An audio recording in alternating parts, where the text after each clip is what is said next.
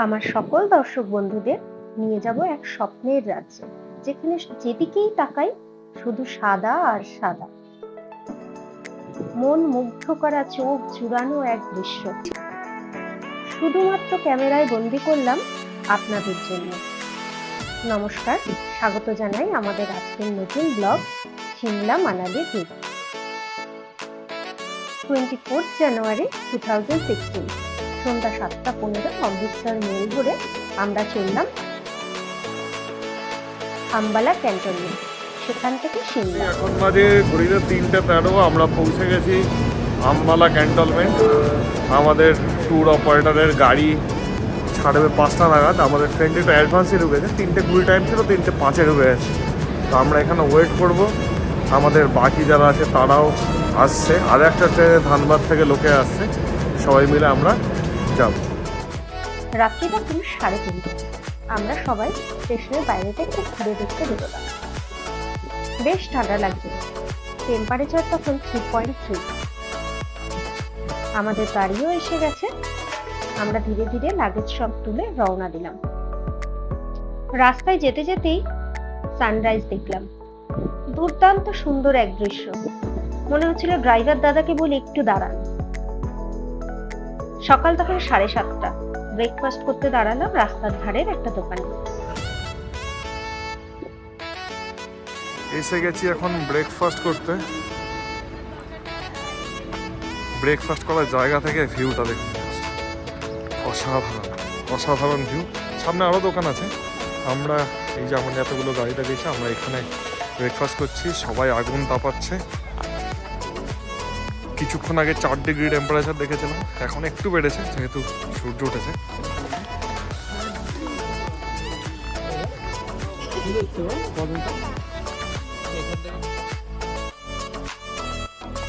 চোখের সামনে যা দেখছিলাম সবই মনে হচ্ছিল সেরা ভিউ। আমরা ভাবতেই পারিনি আমাদের জন্য আরো অনেক কিছু অপেক্ষা করছে, অনেক সারপ্রাইজ। কিছুটা পথ যেতেই স্নোয়ের দেখা পেলাম, ফ্রেশ স্নোফল। তাই দেখেই আমাদের সকলের উত্তেজনা চরমে। নানান দিক থেকে সবাই ছবি তুলছে, হই হই করছে, দারুণ আনন্দ সকলের মধ্যে। রাস্তায় জ্যাম থাকায় আমাদের পৌঁছতে বেশ সন্ধে হয়ে গেছিল। সন্ধ্যেবেলায় গিয়ে আর কোথাও বেরোনো হলো না। সেই সন্ধ্যেটা এভাবেই আড্ডা দিয়ে কাটলো। আমাদের গ্রুপের অনেকেই মেল দেখতে গেছিল, কিন্তু সাথে বাচ্চা থাকায় আমরা যেতে পারলাম। পরদিন সকালে আমাদের প্ল্যান ব্রেকফাস্ট করে কুফরি আর ফাগু যাওয়ার। সেই মতো আমরা সকাল 9টার মধ্যে সকলে রেডি হয়ে গাড়িতে উঠে পড়লাম। তার আগে একটু ফটো ভিডিও তো তুলতেই হবে, এত সুন্দর একটা জায়গায় এসেছি। আমাদের হোটেল থেকে কুফরি মাত্র 15 কিলোমিটার। যত এগোচ্ছি স্নো যেন একটু একটু করে বাড়ছে। আকাশেও ধীরে ধীরে মেঘের ঘনঘটা দেখতে পেলাম। দূরে মনে হচ্ছিল যেন পাহাড়গুলো কেমন সাদা সাদা হয়ে আসছে, মেঘটা কেমন সাদা দেখাচ্ছে। আমরা তখনও বুঝতে পারিনি আমাদের জন্য কি অপেক্ষা করছে। খানিকটা পথ এগোতেই টুকটুক করে বৃষ্টি পড়া শুরু হলো। প্রকৃতির রূপ ধীরে ধীরে বদলাতে শুরু করেছে। পাইনের জঙ্গল, চারিদিকে স্নো, তার মাঝখান দিয়ে আমরা যাচ্ছি। অপূর্ব এক দৃশ্য। যতবার ভিডিওটা দেখি স্মৃতিগুলো যেন জীবন্ত হয়ে ওঠে।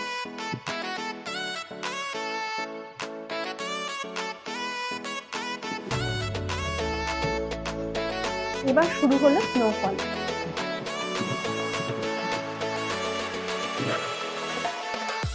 ধীরে ধীরে মারাত্মক স্নোফল শুরু হলো, এতটাই যে সাংঘাতিক জ্যাম হয়ে গেছিল রাস্তায়। এবং আর সেখানে যারা আর্মিরা ছিলেন তারা পর্যন্ত কুফরিতে উঠতে দিলেন না। সাথে বাচ্চা থাকার কারণে আমরাও কোনো রকম চান্স নিলাম না। সেই সাংঘাতিক স্নোফলের মুহূর্তে আমরা গাড়ির মধ্যে বন্দি ছিলাম, বেরোতে পারিনি। এত তুষারপাতের ফলে আমাদের জুতো, গ্লাভস সব ভিজে গেছিল। সাথে 3টে ছোট ছোট বাচ্চা ছিল। আমরা আমাদের গাড়িতে গিয়ে উঠি। প্রচন্ড ঝড়ের মুহূর্তটায় আমরা গাড়িতেই ছিলাম। আপনারা এই ভিডিওটায় যা তুষারপাত দেখছেন তার থেকে অনেক বেশি স্নোফল হচ্ছিল আর ঝোড়ো হাওয়া দিচ্ছিল। খানিকটা ভয়ও লাগছিল, এরকম দৃশ্য এর আগে কখনো দেখিনি। সাথে হয়ে গেছিল সাংঘাতিক জ্যাম রাস্তায়। তুষারপাতের কারণে কোনো ড্রাইভার নিচেও নামতে চাইছিল না। কুফরি ফাগু কোনোটাই আমাদের যাওয়া হলো না, কিন্তু যা দেখলাম তা সারা জীবন মনে থাকবে। অপূর্ব এক দৃশ্য, মনে রাখার মতো দৃশ্য। তারপর ধীরে ধীরে নিচে নেমে আসলাম। ড্রাইভার গাড়ির চাকা স্কিড করার খুব ভয় পাচ্ছিলেন। বহুদিনের ইচ্ছে ছিল লাইভ স্নোফল দেখব, মন ভরে তা দেখলাম, খুব ভালো লাগলো। হোটেলে ফিরে সন্ধ্যেটা এই কচিকাচাদের সাথেই কাটলো। সেই মুহূর্তে বাইরে হচ্ছিল শিলাবৃষ্টি। পরদিন সকালের স্নিগ্ধ সিমলা অপূর্ব সুন্দর লাগছিল। আর এই যে জঙ্গলটা দেখছেন, এর মধ্যে কিন্তু হরিণেরও দেখা মিলবে যদি ভাগ্যে থাকে। আমাদের কয়েকজন হরিণ দেখতে পেয়েছি। এরপর আমরা রওনা হলাম মানালির উদ্দেশ্যে। রাস্তায় কুল্লুতে একটু দাঁড়াবো, তারপর আমরা যাব মানালি। সিমলা মানালি ট্রিপে এসে রাস্তার ধারে প্রচুর আপেল গাছ দেখলাম। তবে প্রত্যেকটা আপেল গাছই সেই সময় পাতা ঝরে গেছে। তখনই ভেবে পেরেছি যে নেক্সট টাইম যখন যাব, আপেলের সিজনে যাব, যাতে গাছ ভরা পাতা আর আপেল দেখতে পাই। অপূর্ব সুন্দর একটা গ্রাম। মানালি যেতে আমরা 4টে টানেল এমন পার করেছি।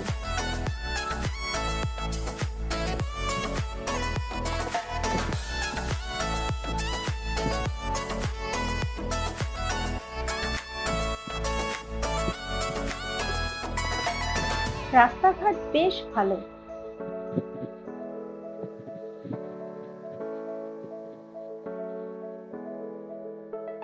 পাশ থেকে যে নদীটা বয়ে যাচ্ছে, এটা হলো শতদ্রু নদী। স্থানীয়রা বলছেন সতলুজ। তিব্বতের কৈলাস মানস সরোবরের কাছে রাক্ষসতাল হ্রদ থেকে এই নদীর সৃষ্টি। ভারত পাকিস্তান হয়ে সিন্ধু নদীতে গিয়ে মিশেছে। আমাদের রাস্তায় অনেকটাই সঙ্গ দিয়েছে এই শতদ্রু নদী। সময়টা হবে প্রায় দুপুর 3টে। পাহাড়ের ফাঁক দিয়ে মাঝে মাঝে বরফাবৃত পাহাড়ের চূড়া দেখা যাচ্ছে। মনে যেন ধীরে ধীরে উত্তেজনা বাড়ছে।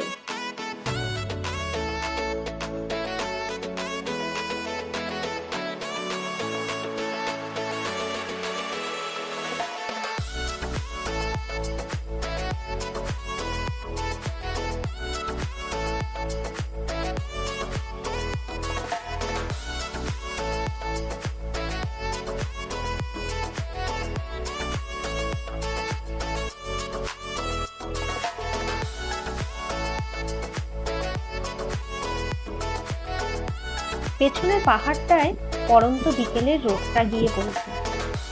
তার উপর মেঘটা জমে যেন মায়াবী একটা পরিস্থিতির সৃষ্টি করেছে। অসাধারণ সুন্দর একটা দৃশ্য। ঢুকে গেলাম কুল্লু শহরে। এটা হলো কুল্লুর রিভার রাফটিং পয়েন্ট। আমাদের সাথে যারা গিয়েছিলেন তাদের কয়েকজন রিভার রাফটিং করতে গেছে। এখন বিকেল, আমরা তাদের জন্যই অপেক্ষা করছি এখানে। পাশ দিয়ে বয়ে চলেছে বিপাশা নদী, মানে বিয়াস। এটা রাফটিং এর এন্ড পয়েন্ট। এবার ওই বোটটাকে গাড়ির মাথায় তুলে নিয়ে যাওয়া হবে এদের অফিসে।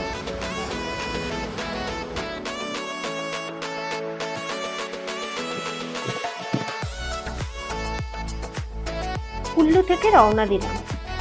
পাশে কুল্লু শহরটা দেখা যাচ্ছে। মায়াবী এক দৃশ্য। মানালি পৌঁছতে আমাদের রাত্রি প্রায় 10টা বেজে গেল। আমাদের হোটেলটা মানালি লে হাইওয়ে থেকে একটু ওপরের দিকে 1 কিলোমিটার মতো উঠতে হয়। সেই রাস্তাটায় এতটাই স্নো জমেছিল যে আমাদের ট্রাভেলার ঢুকতে পারল না। 4x4 গাড়ি করে আমাদেরকে যেতে হলো।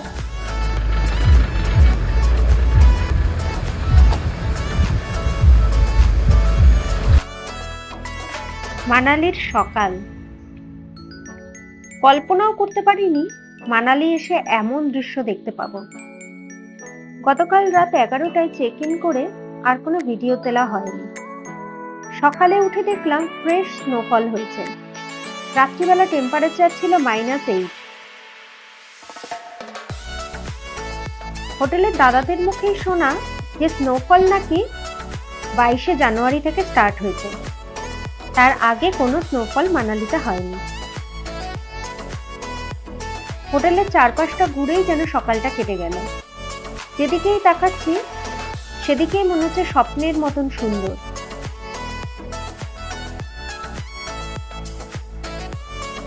বাচ্চারা লেগে গেল স্নোম্যান বানাতে। আমরাও যেন খানিকক্ষণের জন্য ছোট হয়ে গেলাম, ওদের সাথে হাতে হাত মিলালাম।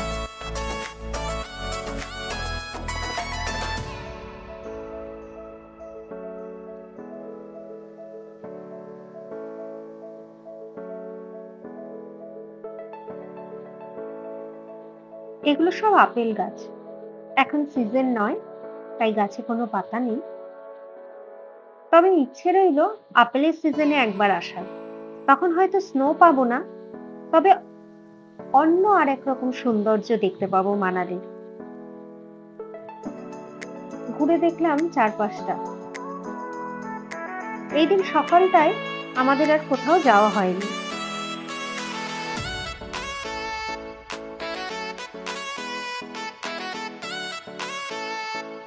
বাইরেটাই এত সুন্দর যে কোথাও যেতেও ইচ্ছা করলো না।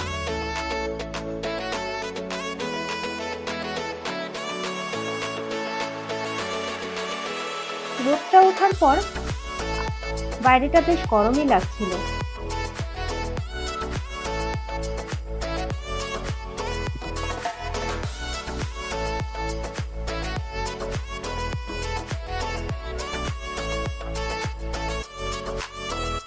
তিন দিন ধরে গাড়িগুলো এখানেই আটকে ছিল। সামনে স্নোটা পরিষ্কার করে আজকে গাড়িটা বেরোচ্ছে।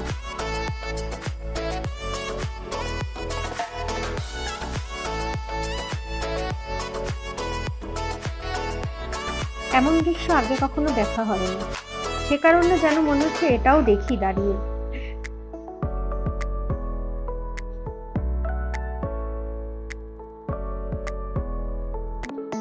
আমাদের হোটেলের সামনে ছোট্ট একটা নদী। হোটেলের ঘর থেকে সারা দিন কুলুকুলু করে আওয়াজ বয়ে যাচ্ছে নদীটার।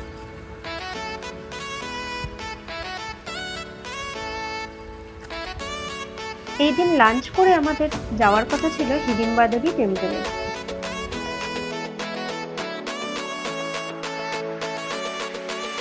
ম্যাল রোডের কাছেই আমাদের হোটেল ছিল, 2 থেকে 3 কিলোমিটার মতন। কিন্তু এইটুকুনি পথ যেতে আমাদের 4 ঘন্টার বেশি সময় লাগলো। স্নোয়ের কারণে রাস্তায় ভয়ঙ্কর জ্যাম। সামনে বিয়াস নদী, প্রায় পুরোটাই বরফে জমে গিয়েছে। চলে এলাম ম্যালে। ম্যালের প্রতিটা দোকানের সামনে ডাই করে রাখা স্নো।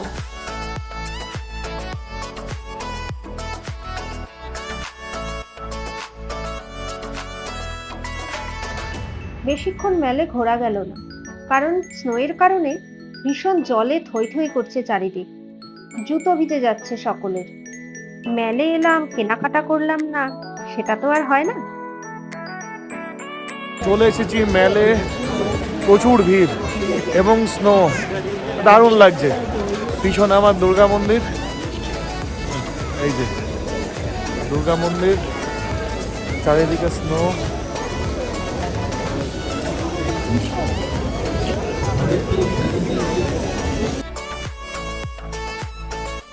আজ আমাদের হিডিম্বা দেবী টেম্পলে যাওয়ার কথা, কিন্তু এত স্নো থাকায় কোনো গাড়ি আমরা পাচ্ছিলাম না।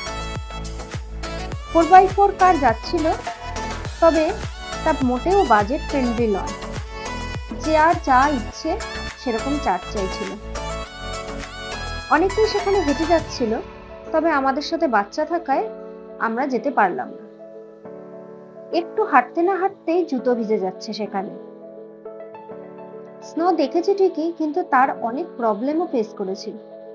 তার মধ্যে মেইন হলো জুতে ভিজে যাওয়া, সেকেন্ড হলো সাংঘাতিক জ্যাম। এত স্নোয়ের কারণে গাড়িও যাচ্ছিল না। তারপর আমরা পাশেই এক মনাস্ট্রি, সেখানে চলে গেলাম। খুব ভালো লেগেছে এখানে গিয়ে।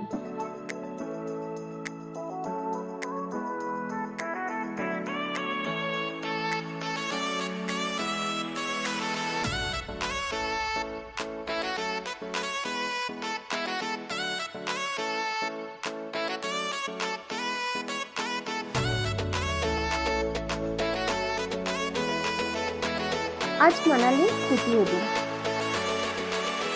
হোটেলের বাইরে থেকে এই ভিডিওটি তুলেছি। আজ আমাদের যাওয়ার কথা সোলাং ভ্যালি, অটল টানেল, শিশু, রোটাং পাস।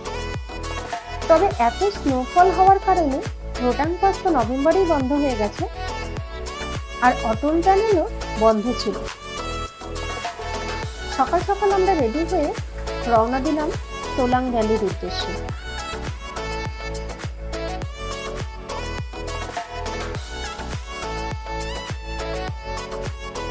রাস্তায় বিয়াস নদীর ওপরে হট এয়ার বেলুন দেখতে পেলাম।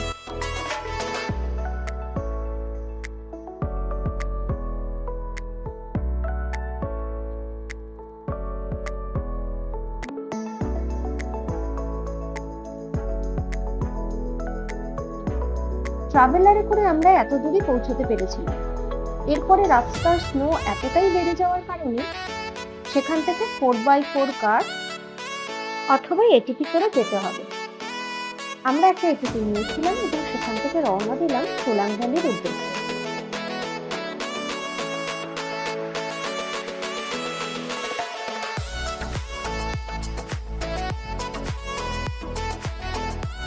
এটা হলো মানালি লে হাইওয়ে। ধীরে ধীরে হাইওয়েটা সরু হতে হতে প্রায় অধিকাংশটাই চলে গেছে বরফের দখলে।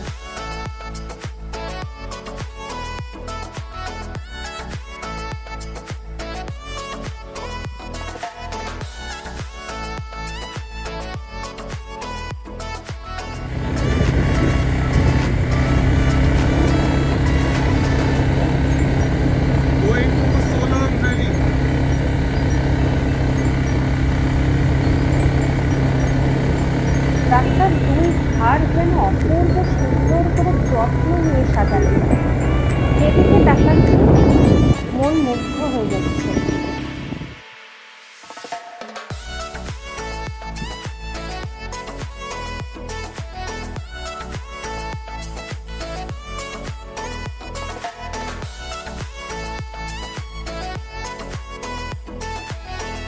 নানান জায়গায় দাঁড়াতে দাঁড়াতে যেতে হয়েছে। রাস্তায় প্রচন্ড জ্যাম ছিল, দেখুন অবস্থাটা। আমাদের মতন অনেকেই চেষ্টা করেছিল শর্টকাট নেবার, তবে সেখানের রাস্তাটা আরো ভয়ঙ্কর। খানিকটা এইভাবে যাওয়ার পর দেখলাম রাস্তা পুরোটাই বন্ধ, আবার ফিরে আসতে হলো। এত জ্যামের কারণে কোনো গাড়ি সোলাং ভ্যালি অব্দি পৌঁছাতে পারছিল না। তাই অগত্যা এখানেই যা স্নো ছিল সেখানেই সবাই আনন্দ করছিল। দেখুন, এটা হলো মানালি লে হাইওয়ে। তার কি পরিস্থিতিটা হয়েছে। বিকেল হয়ে গেছে, তো অচেনা জায়গায় বেশিক্ষণ বাচ্চা নিয়ে আমরা আর থাকলাম না। আমরা ফিরে এলাম হোটেলের দিকে। কিন্তু যে দৃশ্য আমরা দেখে এলাম সেটা মনোমুগ্ধকর, সারা জীবনেও তা ভোলার নয়। সোলাং ভ্যালি হয়তো দেখা হলো না, অটল টানেল, রোটাং পাস, শিশু কোনোটাই আমাদের যাওয়া হলো না এত স্নোয়ের কারণে। কিন্তু এই অপূর্ব সুন্দর দৃশ্য হয়তো আমরা সোলাং ভ্যালির রাস্তাতে না গেলে দেখতেই পেতাম না। অনেকটা বড় কিছু মিস করে ফেলতাম।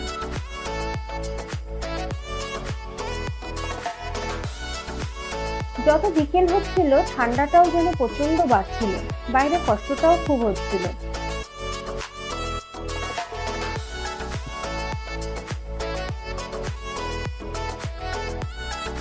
তিনটে দিন এক স্বপ্নের নগরীতে কাটিয়ে এলাম আমরা। এই হলো আমাদের ভাই, যে আমাদের এই রাস্তাটা দিয়ে নিয়ে গেছে। পাশে এটা বিয়াস নদী। দেখে মনে হচ্ছে নদী পুরোটাই স্নোতে ঢেকে গিয়েছে। মানালিতে আমরা 3 নাইট স্টে করেছি, কিন্তু এই 3 নাইটে এখানে কোনো রকম স্নোফল হয়নি। পরদিন সকালে বেরিয়ে পড়লাম মণিকরণের উদ্দেশ্যে।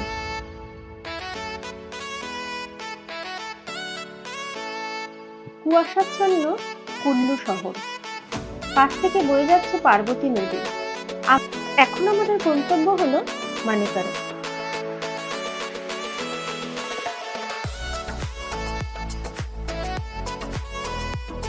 দূরে দেখা যাচ্ছে বরফাবৃত পাহাড়। এই মুহূর্তে আমরা রয়েছি কাসোলে।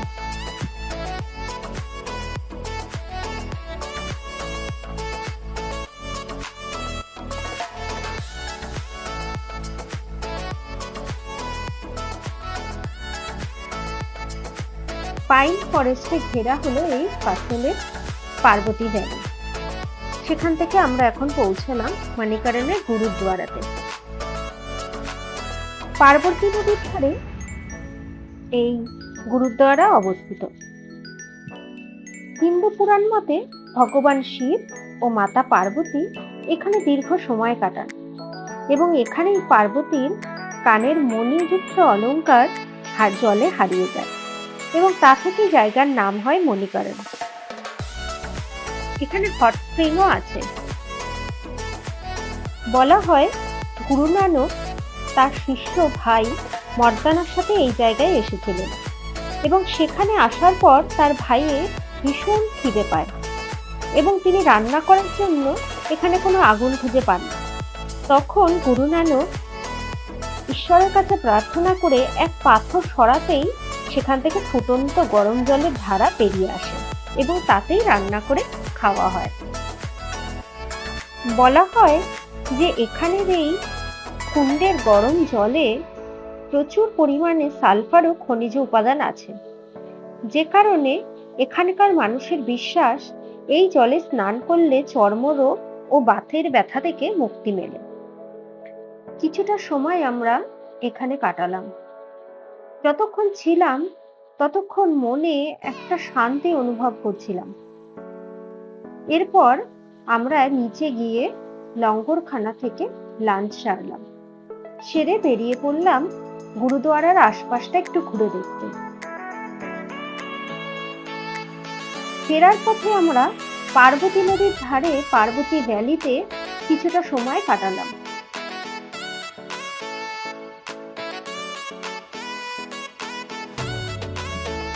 কাসলে হয়তো এবার থাকা হলো না, তবে দেখতে ভীষণই ভালো লাগছিল। ইচ্ছে রইল এর পরে কখনো এলে কাসলে একটা রাত কাটাবো। এবার বাড়ি ফেরার পালা। মনটা একটু ভার হয়ে এলো ঠিকই, কিন্তু সাথে করে অনেক কিছু নিয়ে গেলাম। ফেরার ট্রেন আমাদের চণ্ডীগড় থেকে। ভালো থাকবেন সকলে, সুস্থ থাকবেন। ভালো লাগলে আমাদের পাশে থাকবেন, চ্যানেলটি সাবস্ক্রাইব করে দেবেন। ধন্যবাদ সকলকে।